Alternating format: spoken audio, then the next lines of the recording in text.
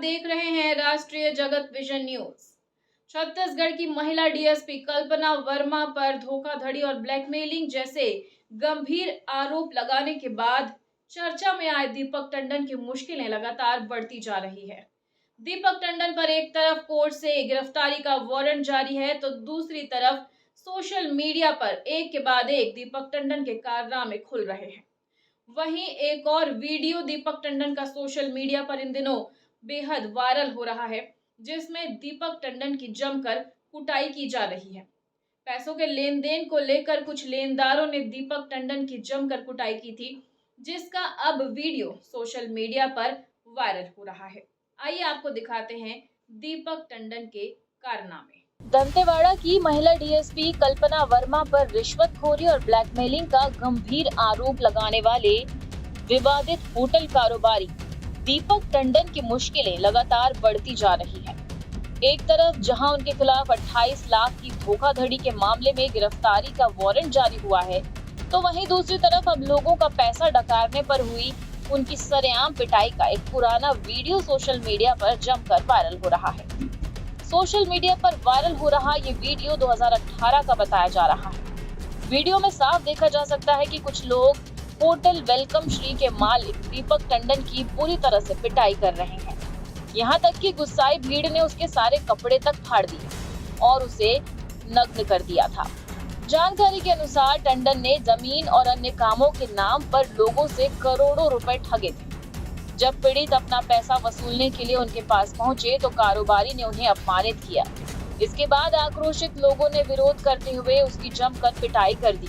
इससे पहले भी एक महिला से शराब ठेका दिलवाने के नाम पर 50 लाख के लेन देन का एक वीडियो वायरल हुआ था।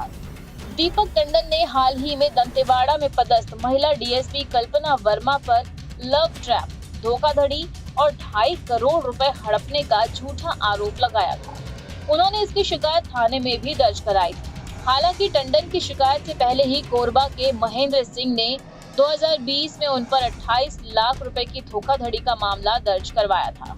इस मामले में बार बार नोटिस दिए जाने के बावजूद जब दीपक टंडन कोर्ट में पेश नहीं हुए, तो न्यायिक मजिस्ट्रेट प्रथम श्रेणी कटघोरा ने उनके खिलाफ गिरफ्तारी का वारंट जारी कर दिया। वहीं साल 2018 में बिरगांव के जितेंद्र देवांगन ने शिकायत की थी कि टंडन ने उन्हें व्यापम की राजस्व निरीक्षक परीक्षा का प्रश्न पत्र दिलाने का दावा किया था।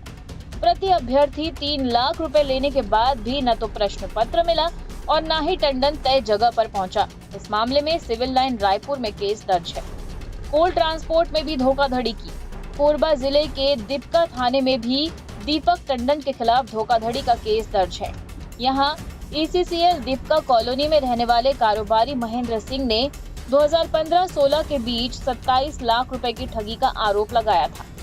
पीड़ित के अनुसार कोल ट्रांसपोर्ट का बड़ा काम दिलाने के नाम पर किश्तों में ये रकम ली गई थी, लेकिन न तो काम मिला और न ही पैसे लौटाए गए।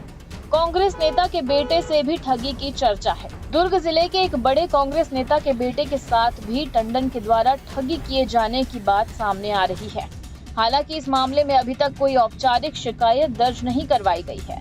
कारोबारी दीपक अंबेडकर टंडन का बचपन कोरबा की पुरानी बस्ती आदिल चौक के पास बीता है और उनकी शुरुआती पढ़ाई भी वहीं हुई है।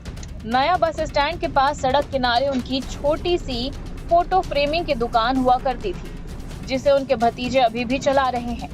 अपने 4 भाइयों में सबसे छोटा दीपक पहले सतनामी समाज का कोषाध्यक्ष भी था।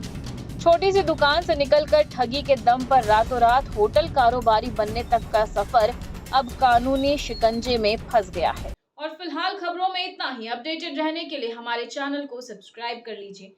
नई खबरों के नोटिफिकेशन के लिए बेल आइकन जरूर दबाइए। नमस्कार।